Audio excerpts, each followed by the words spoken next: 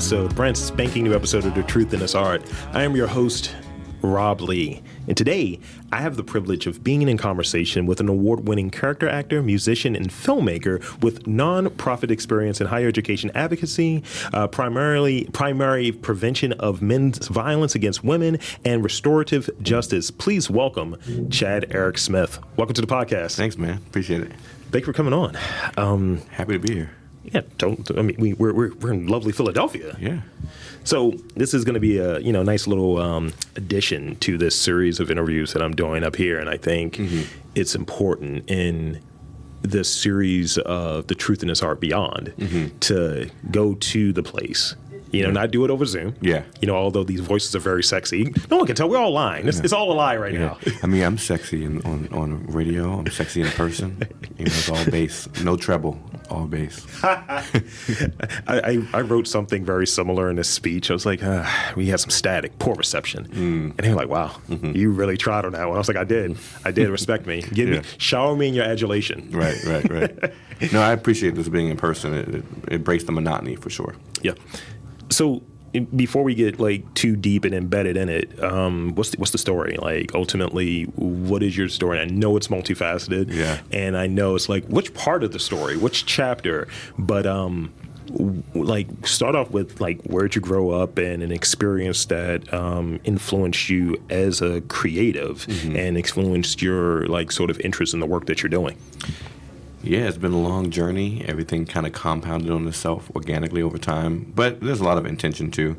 I was born and raised in Washington, D.C., Southeast D.C., and went to all D.C. public schools, K through 12, which I'm proud of, Yeah. And, I've always been kind of a storyteller at heart from just a kid, whether I wanted to be a magician in elementary school to eventually wanting to be an actor.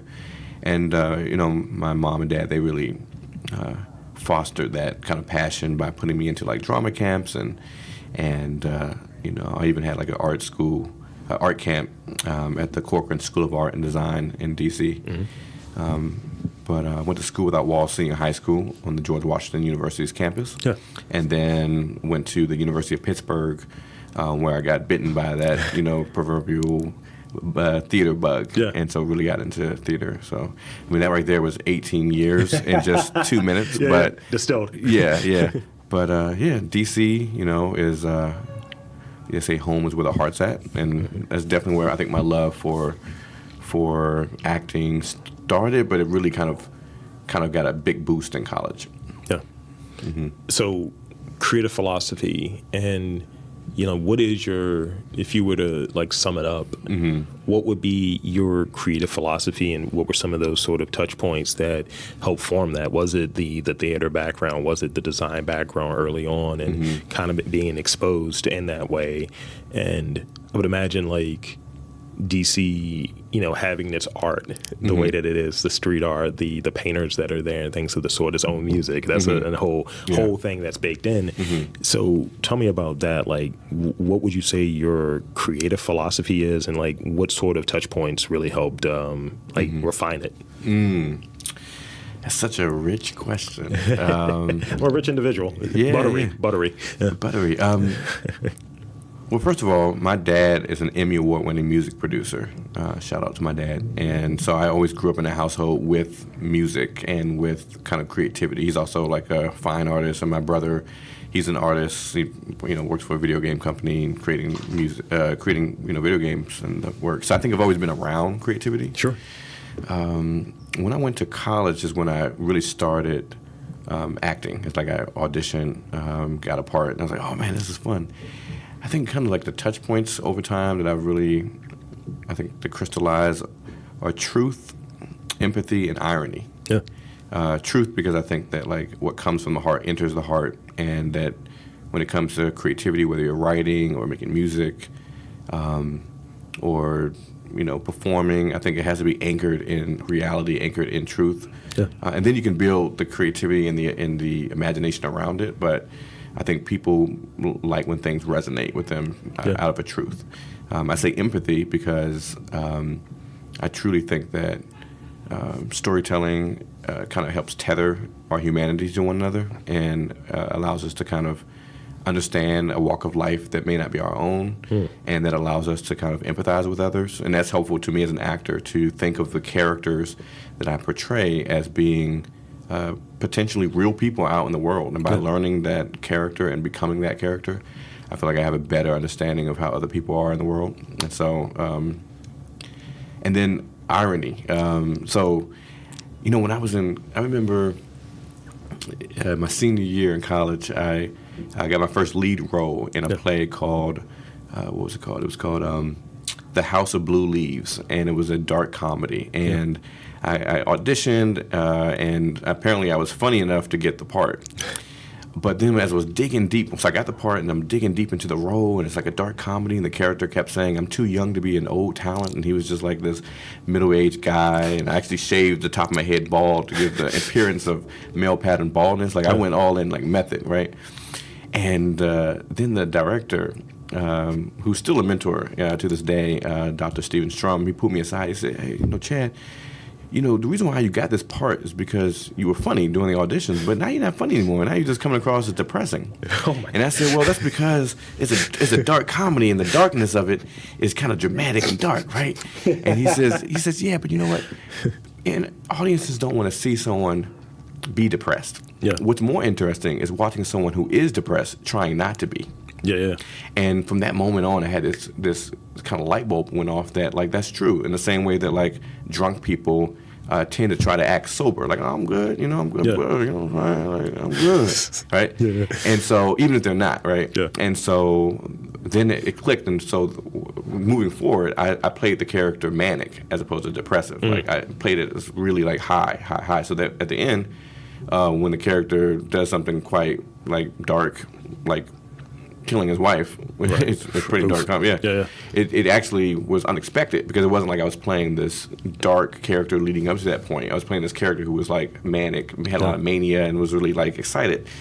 And so that's part of the reason why, like, when I write, I focus on irony. Like my film Dark Therapy about a vampire with an irrational fear of blood. Like it's really funny. It's ironic, And so I think those are a long answer, but those are kind of truth, empathy, and irony are kind of like my touch points. Yeah, I did and thank you for that. I did a podcast for a very long time, for about 10 years, where I would look at some of the rougher things that happen and try to elicit humor out of it as a way to, like, this is not me just making light of it. Mm-hmm. It's like, isn't this ironic that this is happening? Right. And that sort of mentality, in part, led to me, I think, like, initially, this podcast started when, a couple days after Trump said that Baltimore is just a city of rats. So And I was like, okay, that's the motivator. I'm annoyed. Mm-hmm. I'm angry. Mm-hmm. I'm tight about this. Yeah. And I want more people to be tight about it. Right. And I think the way to do it is disprove it. Yeah. Show these sort of interviews. Right. But prior to that, I just remember doing two actually, and we were talking about just different things that were happening in the country.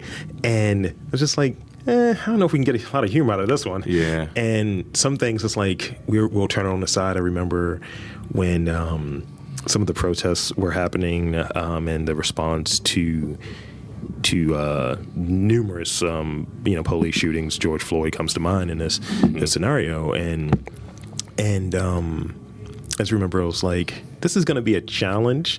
And it was not talking about that particular thing because it's not much you can get out of it. But the people that are talking about their freedoms, I was like, oh, these are the people to make fun of. Mm-hmm. And, coming up with problematic ice cream was a bit that we came out of that. Just like, it's just bland vanilla ice cream, half water. And it's like, we don't kneel. It's all of these different talking points. I love that. That are the name of the flavors. Yeah. It's like a anti Ben & Jerry's. It was really, really, really strong. Yeah. And so that's always been a thing that's there. And even when people listen to this, because I've had people send me feedback, it's like, oh, this is funny. I was like, because I'm always like kind of struggling, like, is this actually art? Is this talent, or is it just me being open enough to have that sort of conversation and really kind of dabbling with it?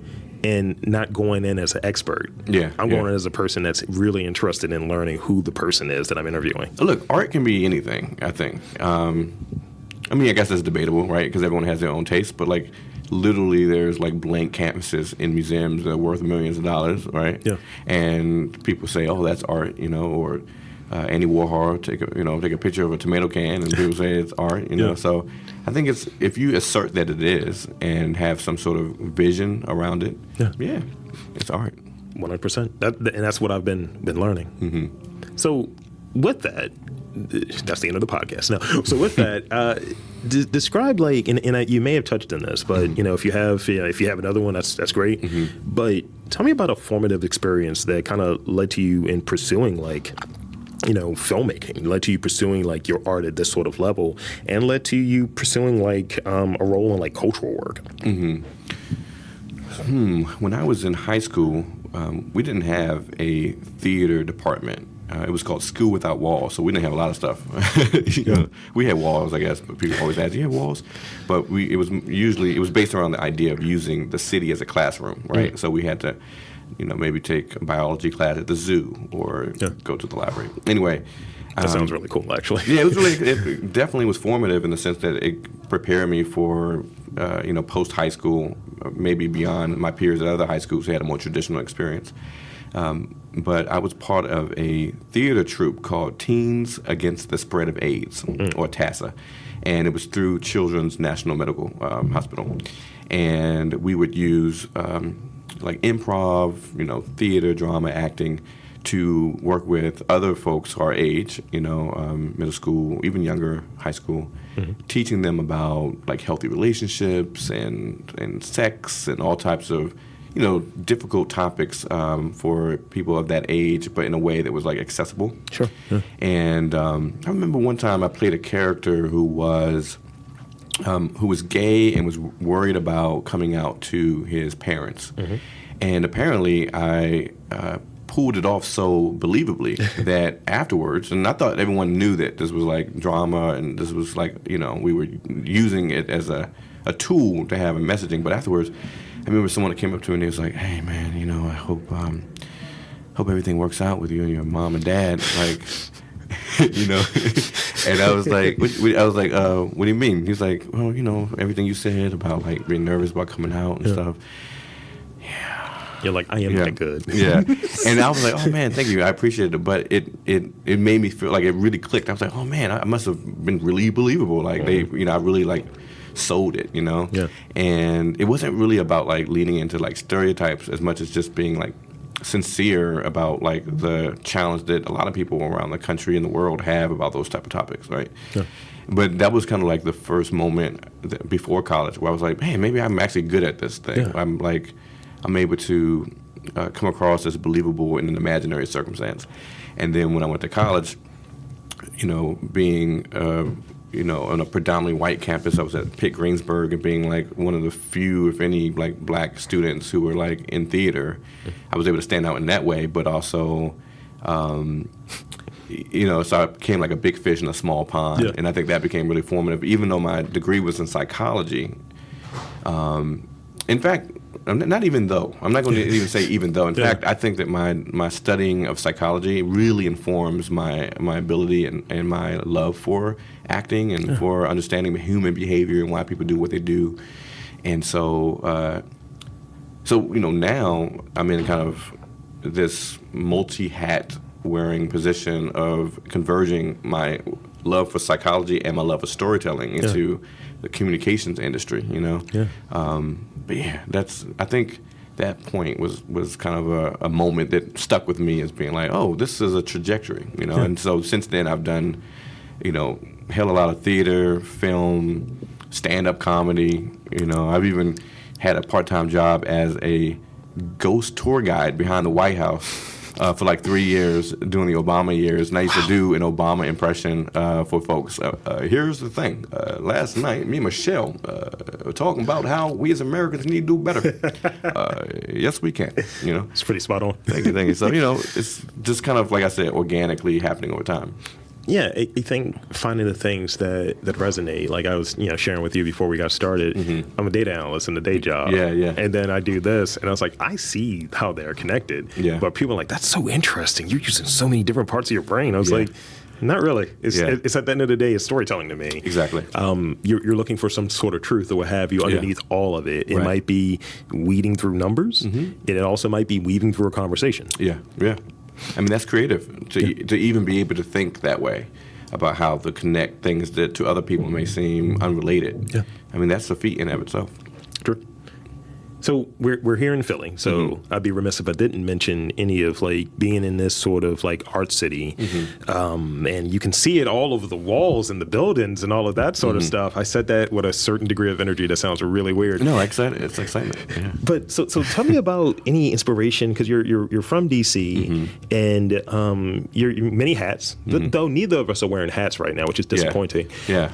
So and we're lacking in hair a bit too. Yeah, it's going down. Yeah. The beginning of COVID and the whole like shutdown, I grew it out and then I put pomade in there and slicked it back. That'll do it. And my partner was like, "Are you Lester Holt?" Or I was like, "Look, can I have like 5 minutes of fun?" So I put a conch. Remember the conch? What was that? That seems like an old school thing, right? But that's we're both aging ourselves because we both know what that is. I know, right? Yeah. Just watch Malcolm X if you want to learn what a conch is. Malcolm X. Spike Lee. Don't put your head in the toilet. Right. So what is it about Philly that inspires you? Well, like you said, it's definitely known as an art city. And that's in part because we have the most public artworks in the country and the most murals in the world. It's known as the mural capital of the world. And that's in part because of the work that Mural Arts Philadelphia does, which is my day job. And so, it's helpful that I get to be just 2 hours from my hometown of D.C. That's always nice. And then, we're also in the midway point between New York and D.C., and New York is also a big hub for arts and culture. But I think Philly is just... I think it makes art accessible. Like right now we're inside Rec Philly, right? Yeah. And Rec Philly is a hub for creatives. And so it's meant to foster like creative entrepreneurship and allow for folks to be able to do what we're doing right now. And so, not everywhere is it so easy for a person who has a creative spirit to be able to flourish. Yeah. And I think Philadelphia makes that really easy for people. That's really cool, and I see it as well. It had me come from Baltimore with my sullen black heart, take that train up here, and there is a certain degree of energy, and the people up here have really been like, you share your vision, like this is what I want to do. And I've had a fair amount of like, oh, no, I get that. That makes sense. And just like why I'm doing it, it's like, oh, no, that also makes sense. Yeah. It's less work to try to get over a vision. Like people are already kind of like there. Right. They're primed for it. Yeah. Yeah, we're primed for a creative conversation. It's because you see it everywhere. It's, it's like art is omnipresent. Yeah. And I feel like in D.C. I used to feel like music was everywhere because, we see like street musicians performing. Yeah. I don't see street musicians that much here in Philly, but you do see art, and you see that everywhere. And I think that, subconsciously or consciously, it makes people feel, like you said, primed to go down that journey with you with an idea. So, because I see this happen, I've said it before that I think that Philly is a bit further along in the PR sort of rebranding in some ways, because it's, like I've been on here multiple times and in multiple conversations. Philly and New Orleans are the only other places that I would live at outside of Baltimore. Okay. And that I've visited. I'm sure there's other places like, oh yeah, you've never been to Bali. Like, this is true. Right. But so, and I've seen sort of that shift that has happened over the last few years, a shift in a positive manner, what have you. But I'm also saying this as a person that's an outsider. Right. I feel that Baltimore is moving in that similar direction. So it poses this question, like, how does a place like grow, like a community, an environment, something like this is an energy? How does that grow while maintaining its like cultural identity? Because I think sometimes pieces are sold off of, well, then suddenly you've just become Williamsburg, and that's the pejorative. So how does that happen? What are your take on that? By maintaining your cultural identity. Another good one out the park. Rob Lee has just hit the ball out the park. I think it's about just community engagement. I mentioned Mural Arts Philadelphia. The work that we do is rooted in participatory art. Yeah. And so if the work that is causing there to create an evolution of a place is always tethered to the people who are already there. Mm-hmm.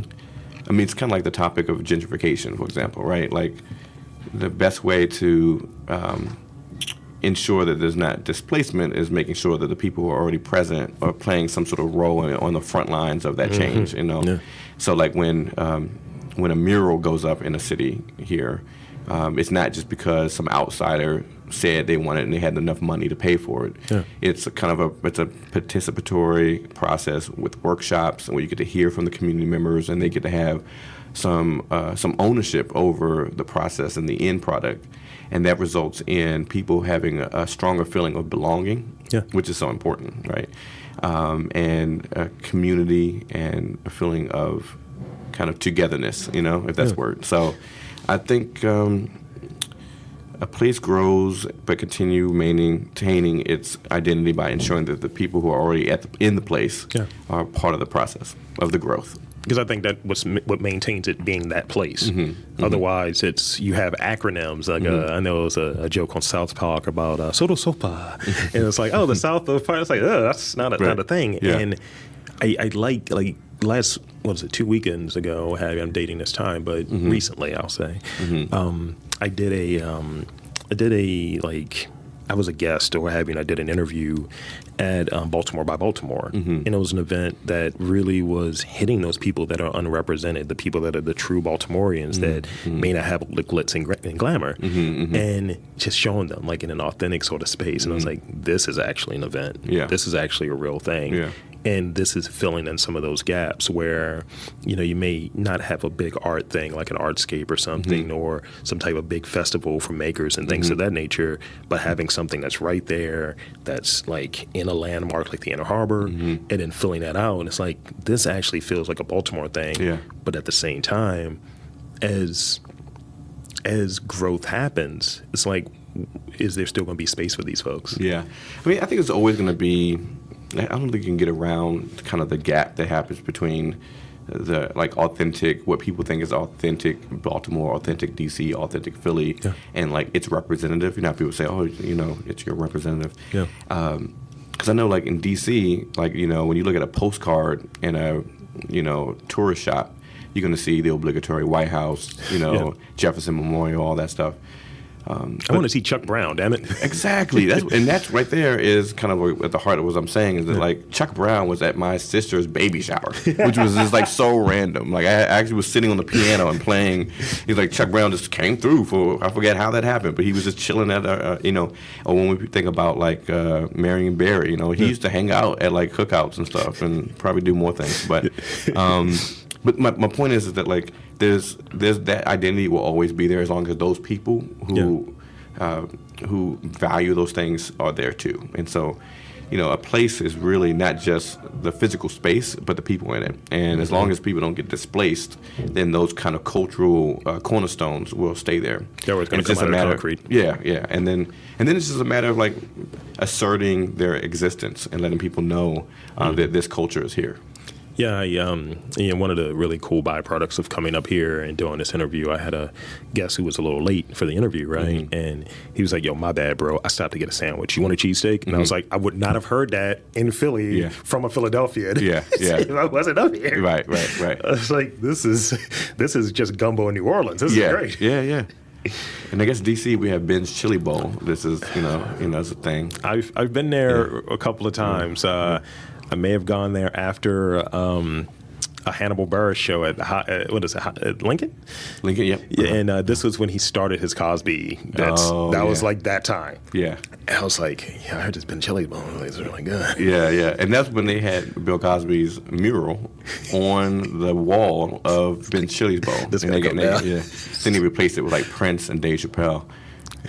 So that's great. Yeah. So we talked about Mural Arts Philadelphia a little bit. So like ultimately, how did you get there from like DC? Like, what was that sort of like pipeline? And tell me about some of the work that that happens there that really like resonated with you. Yeah, it was really interesting how that happened. So, my fiance, who was my girlfriend at the time, we were long distance for 3 years. I was in D.C., she was in Baton Rouge. Yes. And she was in law school down there. So 3 years long distance. And then Larry Krasner, the district attorney here, was going around the country and was recruiting people of color to be assistant district attorneys. And he went to her school and recruited her. And so she got a job as an assistant district attorney here in Philly. And I was like, okay, well, if I'm in D.C. and you're in Philly, well, even though that's shorter distance, I might as well move up here. So I did. And so my aunt, who was working in China, of all places, owned a condo right within city limits, which was perfect for her and for me. So moved in together. And I didn't know anyone in Philly, but my dad, who I said was a music producer, he produced an artist back in the 90s named Jello. His name is Angelo Addison, but his artist name was Jello. It's a great name. It's a great name, yeah. His album was Jello, Fruits of Knowledge.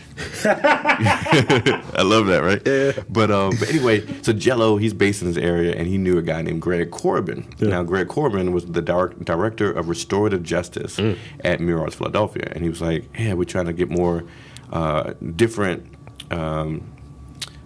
models of kind of masculinity in the space of the and the restorative justice department is a department that works with justice impacted individuals, including folks who have returned from prison, and puts them on a path for employment by using like teaching them hard and soft skills, including like mural making, carpentry, and all that stuff. So it's like, we would love for you with all your experience in like higher education advocacy and as you said earlier, working at Men Can Stop Rape, where I was doing primary prevention work. And so I was like, sure. So I started working there as an assistant guild coordinator. And the guild is the apprenticeship program for the justice impacted individuals. Gotcha. So I did that for a little over a year.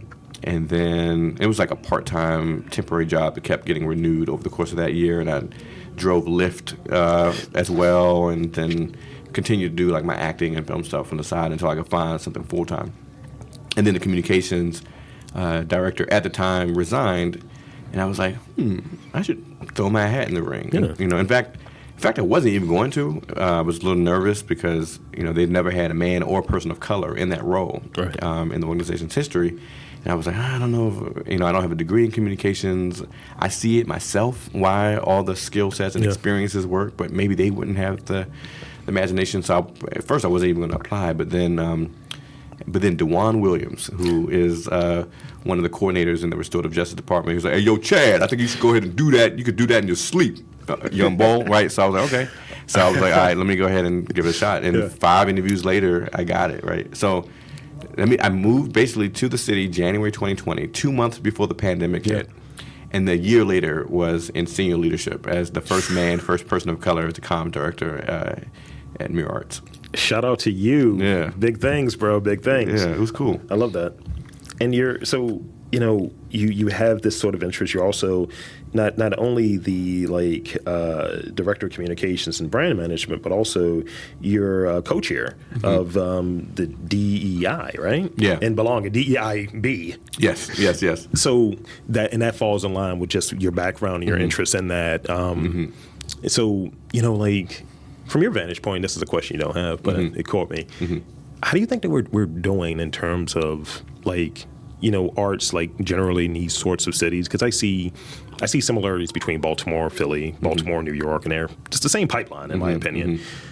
What sorts of things are you seeing in terms of maybe improvements or maybe how we treat diversity, equity, inclusion, and belonging or justice? Because I've seen some people call it Jedi. So how do you think that we're doing in that regard in a macro sense, nothing really individually? I don't know. We're going back and forth. I think, from a macro level, I think that there's so much work that needs to be done on a macro level. And you need more of the micro to kind of make that macro but I think that the country as a whole, when I think about it from a national level, I just feel like there's just so much work that needs to be done. there's just so much ignorance out there about why it's so valuable. And so it really does start, I think, on the micro level of like organizations like Mural Arts really putting emphasis on on why diversity, equity, inclusion, belonging is important, and it can't just be a talking point on your website. Yeah. It has to be something that you actually are living and breathing, and all the work you're doing is through that lens. Yeah. I told you the story of how I became a communications director, but didn't really answer your question about why Mural Arts resonated with me. And so its mission is to use participatory public art and I wrote it down to make sure I got it right. These bullet points. Yeah, to inspire change in people, place, and practice, right? To make a more just and equitable Philadelphia. That's the mission statement. Right. And one of the first things I did in my first 3 months was try to like demystify what that means to make it clearer. So I authored a brand statement. And the brand statement is that Mural Arts Philadelphia exists to provide transformative experiences, progressive discourse, and economic stimulus to the city of Philadelphia through participatory public art that beautifies, advocacy that inspires, and educational programming and employment opportunities that empower. So when our founder and executive director, Jane Golden, says, art ignites change, how do we do it? We beautify, we inspire, and we empower, right? And that, me doing that came from my experience as a filmmaker, knowing how to create a log line to a 2-hour movie, right? Yeah. Or, how do you synthesize something big into something kind of simple and kind of succinct? Now, when you get back to diversity, equity, inclusion, if I didn't have the opportunity to be the comic director to bring my emotional intelligence and my perspective and my experiences into the room, my diversity of thought, or rather my thought into the room that brings diversity into maybe what might have been a more homogenous type of space, then we wouldn't have that brand statement. We wouldn't have that slogan that I think has really moved the needle in creating clearer storytelling for the organization. So I say all that to say that, like, when you bring in kind of diverse voices, diverse ideas, you can really move the needle with regards to changing systems, And so, and you do that on an organizational level, it can have reverberating effects on a city, especially an organization like ours that is part city, part nonprofit, that and whose work is so omnipresent around the city because we're in pretty much every neighborhood, So, I kept thinking to myself, man, how can a city that's so black and brown not have ever had a communications department that was more reflective of the people with whom they're shaping narratives about? Yeah. And I said that during my interview, basically. And I think they were like, yeah, I think that's a good opportunity. And so it takes a person kind of asserting their existence and saying, hey, this is something you all should do that maybe you never thought of before, but it also takes people in authority saying yes. Yeah. And that's why I think those things are important. And that was a lot focused on the diversity aspect of it, but all those other things, inclusion and equity and belonging, that's important to me as a black man in America, and now having like a little bit more influence in a kind of major internationally known organization, Yeah, and thank you for that, because I think a lot of times, people ask me, like, why do you have this person? We had that person. We had black people, and it's like, they're there. It's baked in, And I think trying to be reflective of who's on this sort of content or what have you, what makes up the city or what have you, and, my experience is going to be leading some of that, in terms of, I'm a black man, so, it's just like, I'm going to kind of push these episodes to the front a little bit start reaching out for folks. And it's just like what my tastes are, what my biases are, what have you, and acknowledging those, but also making an effort to bring in other people. They may say no. They may not be interested. It may not fit what they're looking to do, but the intent is there, what have you. And I'll say, a lot of the conversations that I have, I learn from, and it's like, oh, let me broaden this. Let me broaden my perception of what art might be, because I imagine, and I've heard it, that, some of the people in these like sort of bigger spots, I don't know if that's art. And it has a racial lens to it. And, I think there's so many people who haven't had the opportunity to share their story, and that's what really connects and brings them to this sort of like platform, I guess. Yeah, and you have because of that, you have the power to amplify the voices that may not have been amplified but for you, right? Yeah. And I think about that a lot. I mean, there have been opportunities that I know I've been able to allow for people who look like me since I've been in this role that might not have been able to get their foot in the door, and that's because I'm in the room now to be able to make certain decisions. Like, for example, there's this digital billboard truck business, KG3 Mobile Advertising, that we just kind of communicated through Instagram, DM, and next thing you know, they're helping to raise our brand awareness through their digital billboard truck around the city, and it's black owned, and so now this, black owned business is kind of partnered with the largest public art program in the country, and it's a good feeling to be able to say, and at the end of the day, the work is still getting done the way it's supposed to, right? Yeah. But now in a more creative and innovative way, and bringing in people into the fold who weren't in the fold before. That's vision, mm-hmm. And I find that there was conversation at one point about some of the arts leaderships, the art stewards in Baltimore, mm-hmm. and the conversation or the assessment was, I don't know if anybody here that's in a decision-making role is representative of the community that you're serving. Right. And I think that that's a thing that happens a lot. Yeah. And I, in my day job, I had to kind of call that out. I was mm-hmm. like, are we looking for change? Because I was like, kind of, it was a risky proposition. Yeah, yeah. I was in a meeting, and I was like, we're in the middle of a food desert. Yeah, and yeah. By proxy of me having some of these conversations with folks, mm-hmm. I'm like aware of some of the inner workings, because it's arts and culture, right? Yeah. And talking with folks, and I'm like, we're in the middle of a food desert. There's nothing over here. Yeah.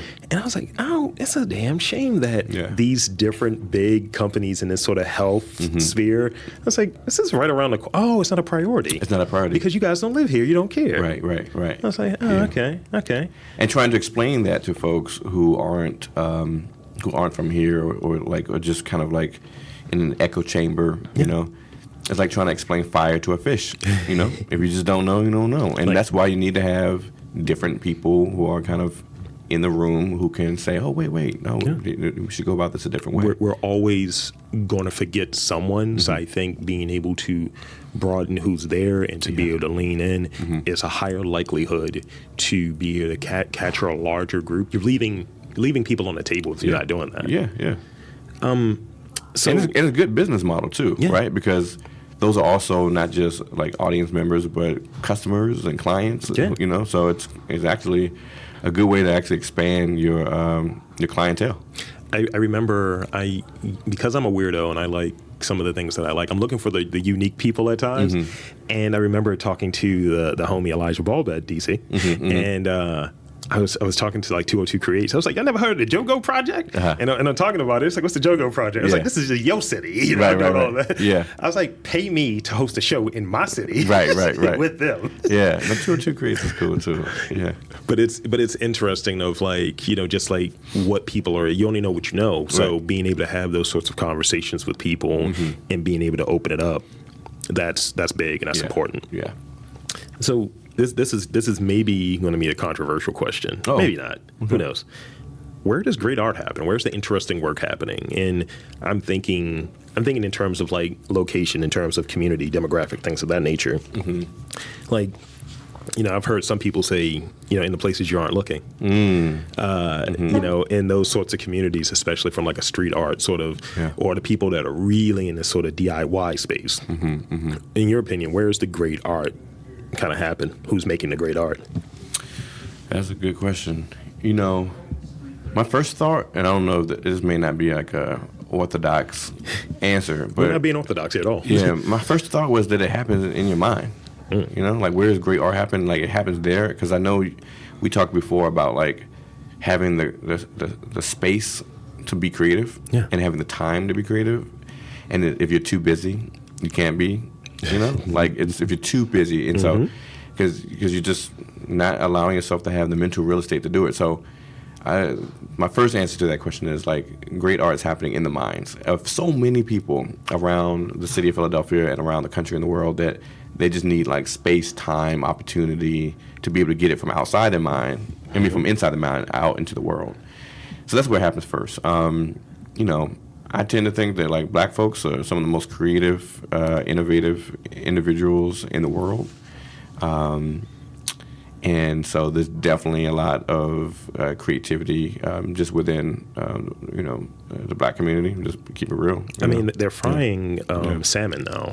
I mean, I didn't know that could happen. I was like, wow. Salmon. I was like, damn, I thought it was only tilapia and catfish. right, bro. right, yeah. They take it to the next level. They are innovation. Yeah. So, I mean, can't think too much about any more specific than that, but yeah. Yeah, it reminds me of that sort of quote that I had in here from this book or what have you, and it's what is it? It's talking about like it's this book, Creativity, Flow, and the Psychology of Discovery and Invention. You know, people who keep themselves busy all the time are not really creative. Yeah. And I find that, and I kind of struggle with that because I think I was telling you at one point when we talked initially how many interviews I'm doing. Yeah. And I'm like, am I too busy to do this? Because I'm trying to weed through that because I like being busy. Yeah. But I don't like being busy that the content isn't good. Yeah. That I haven't done enough research or I'm prepared. So I think I'm doing enough. I'm stretching, as it were. Yeah. Versus I think when you're busy, you're just like, I got to get through this. Yeah. There's some bunk that's going out. Yeah. And like, you mailed that in. Yeah. So and I think being the director of communications and brand management, like I think people would think it's a really creative job, and it is in a lot of ways, but kind of like more on a conveyor belt, like kind of autopilot type thing. Yesterday, I was in 6 hours of Zoom meetings. You know what I mean?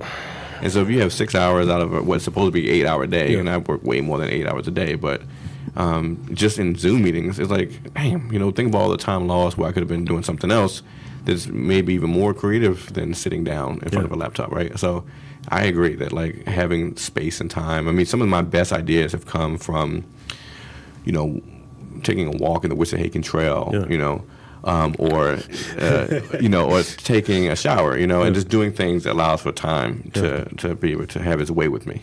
Yeah, I like that. I think when we don't have that time and we're in this sort of like the conveyor belt, I love that, but this sort of like time where you're trading that limited resource of time for the prospect, the possibility of an opportunity to maybe smell funding or smell access and so on. And I think that there has been this shift that, like, I feel that in times podcasting is deprecated because everyone thinks they're a podcaster and not everyone's a podcaster. Right. And I think that happens with some creative pursuits as well. Like, let's say, oh, you're an artist. It's like, not everyone is that, because I think, as we touched on earlier, there are certain things. And with the advent of AI now making art, it's like, you can't replace it. There's something that has to speak to you. Yeah.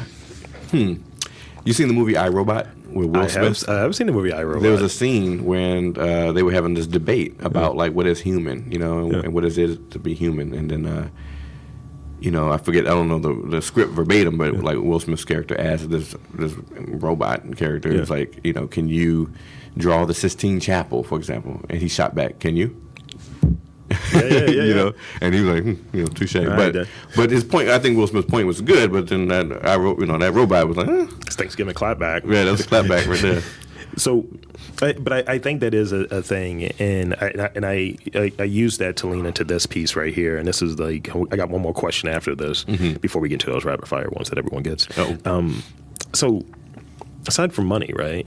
What are like 2 to 3 things, like from a like DEI-B lens, that you think like artists need? Because I think money's too easy. Yeah.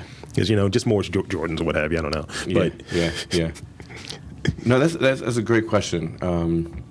Because money is definitely the first thing that most people would say, because it does allow for other things. But I mean, space and time. Like we're here in Rec Philly. This is space allows for people who are creative, who may not have had like the access that maybe other folks with more privilege might have had to be able to do it. So space is so important. Time, again, like you said, it's so limited and it's so moving forward, and it seems like it's going faster as we get older. Yeah. But like, I don't know how you get more time, but like having more time carved out for creativity, and like other people who may have control of your time in some way, whether it's your employer or your family, whatever, allowing you that time to, you know.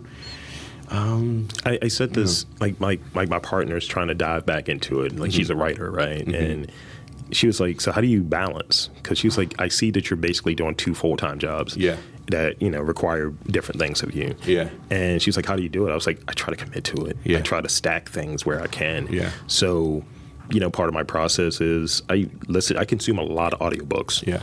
So if I'm taking a train up here, that's time for me to get through a few chapters. And I don't know if you do what I do, but it's 1.5 times the speed. It's never. Oh, you know what? I saw that I had that option on Audible, but I haven't done it, so I can get through it a little quicker. Yeah, I get through it a little quicker, and you could still hear it and get everything that you need to get. Yeah. It's just slightly faster. And I'm gonna start doing that. That's great. Yeah. Whenever I came to this idea, like I started the 4-Hour Work Week years and years and years ago, and I was like, I'm not gonna read this. I just knew it, right? But I kind of got this concept of stacking, and I was like, this is going to give me time that I'm able to do some of these things. So you'll get an email, and some people are they get hooked, and it's like, I need to respond to it immediately. I was like, I'm not going to get the response I want from this. Let me schedule this email. Let me kind of play with time just a little bit. And I was like, that's the only way I can juggle all of these I do things. it all the time. Look, sometimes my Monday mornings will have 17 scheduled emails at like random increments of time. Like, they're not all at 8 a.m., like they're like 8:02, 8:37, 9:46, right? Because in some ways, it's not just about like, it's also like delaying their response, right? Because if you schedule it, because you send it out right now, they might respond in the next 5 minutes. You're like, now I got to go back and forth. But if I do the work, schedule out into the future, I can kind of hold off their response, and while I work on something else. So I do that too. Yeah. It's like time laundering in a different, but in a different way. I like it. So I got one more thing I want to ask you, because I don't want to leave this without talking about Mr. Duke Productions. Let's talk about that a little bit. Yeah, Mr. Duke Productions is my film production company. Mr. was my miniature schnauzer when I was a kid, and Duke was a boxer. So they're my 2 like beloved childhood dogs, and the logo is of a miniature schnauzer and a boxer. So that's what the name comes from. But in 2015, I had a horrible heartbreak. My ex broke up with me with a handwritten letter, and we lived together. I was like, oh, snap! Like, here you go. I know. It's like, whew. She broke with me with a handwritten letter, and it was just like devastating. We were together for like 5 years, And so what I did was I turned that pain into art. I wrote a screenplay called Rumination. And it was about a heartbroken man who travels into the past for a second chance at a failed relationship. And it's on Amazon Prime, so definitely check it out. But it was a short film, and it was, lemons to lemonade. And that was the beginning of me, like, kind of saying, you know what, I want to put this film out there, but I don't want it to just be, like, written, directed, and produced by Chad Eric Smith. I wanted to, like, be like, oh, let's create a production company so that, like, I can kind of separate my name from, like, you know what I mean? So I created I said, I think my brother-in-law was like, you should call it Mr. Duke Productions. I was like, oh, that's good. And so that's how so basically the production company was birthed out of this heartbreak and the need to have like an LLC and like a business model to go along with the film. And then since then I created some other things. But the film production company is like, I'm really inspired by the work of like Jordan Peele and like his company Monkey Paw Productions, and I think similarly, like, I like those type of stories that kind of deal with like kind of cool genres like sci-fi or speculative fiction, Afrofuturism, and like converging them with like themes of like psychological themes, like Rumination, which is a psychological theme, or my film Dark Therapy about a vampire with irrational fear of blood is both ironic, but also has some psychological aspects to it. So, but Mr. Duke Productions also has dabbled in like political ads for local folks. Like, for example, we had a couple of attorneys here who were running for judgeships in Philly, and I shot, produced, and edited their campaign ads. And that was during like the height of the pandemic, so making some extra money. Can't knock that. Yeah, do some consulting, and so it's either I'm in front of the camera or I'm going to be behind it. But it was really out of the spirit of wanting to have creative autonomy, which is, I think, my other answer to your question about what an artist needs, and having kind of ownership stake. Because as an actor, you're always pretty much at the mercy of other people saying yes. You know, you go and audition and you hope you get the part, but if you become the writer and producer of your own content, then you can kind of like empower yourself as a creative to like just create the type of stories and the type of characters you would want to do without having to wait for other people to do it for you. What's his name? His name escapes me. It was an actor who said that actors are seen but writers are heard. Jonah Hill. He said it. Yeah. Jonah Hill. Yeah. Actors are seen but writers are heard, and it really resonated with me. I was like, yeah, you know, like I don't want to just be on camera or just be on stage. I mean, I like doing that for sure, you know, but like it's just something even more gratifying to be able to like feel like things coming from my mind, and not me just kind of like rattling off the words that someone else wrote. Or even if I'm writing a script and another actor is reading, but something is just really, really gratifying to see like that be embraced and that be kind of soaked in by an audience. Yeah. That's great. That's great. We'll talk off mic about that. I got a few things, but with that, I want to move into the rapid fire portion of the afternoon. Let's do it. Let's do it. So I got 5 quick ones for you. All right. You know, all right, don't all right. overthink them. Never overthink them. Okay. All right. All right. I'm going to start off with this one. Creative, cultural work. You know, you mentioned the long hours. How do you stay fueled? How do I stay fueled? Rapid fire. What are you eating?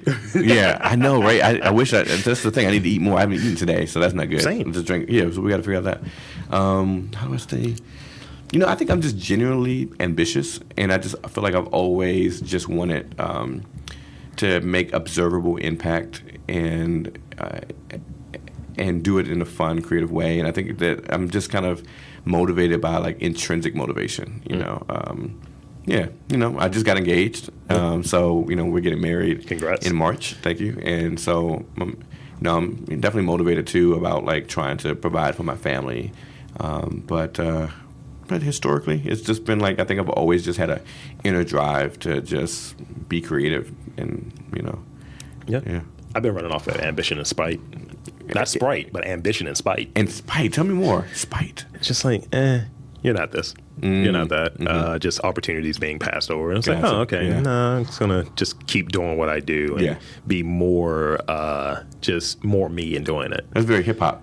It is. Yeah. I've been told in the past, you're not bubbly enough as a host. I've heard a lot of weird things in emails and in the DMs. But I was just like, I'm just going to do myself that much more. I was once told I wasn't perceived to have the tools to be the communications director. And then... That was a smug sniff, by the way. Yeah. Uh-huh. And now I am. Oh, there you go. You know? How's that working out? But yeah, I think sometimes the best, like you said, clap back is just like proving people wrong. You know? Yeah. So I think I have an answer to this, but does your work fall closer, and this is in the more general macro sense, because you wear many hats, does your work generally fall closer to passion or curiosity? That's a good one. You know what? Curiosity. I think if you asked me this 10 years earlier, I would say passion. Although I feel like as I get older, I'm becoming more strategic and dispassionate. Strategic and dispassionate. So, yeah, now it's like intellectual curiosity, trying to learn more. So for sure, yeah. Starting tomorrow, the day is 25 hours. What do you do with the extra hour? Go get sushi. Finally eat something? Yeah, I'm definitely going to try to eat some food during an hour. Or maybe just get an extra hour of sleep. Yeah.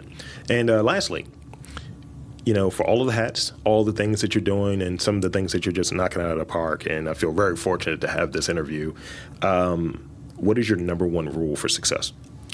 My number one rule for success is to always maintain your integrity. I think that's where we'll stop. Yeah. That was like a mic drop right there.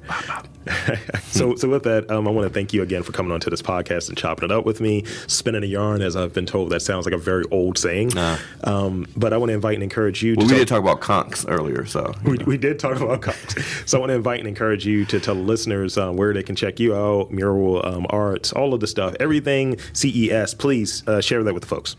Yes, well, definitely check out MrDukeProductions.com to learn more about my production company, and visit MuralArts.org to learn more about how we beautify, inspire, and empower, and follow us on all of our social media platforms at Mural Arts. There you have it, folks. Again, for Chad Eric Smith, I am Rob Lee, saying that there is arts and culture in and around your neck of the woods. You just got to look for it.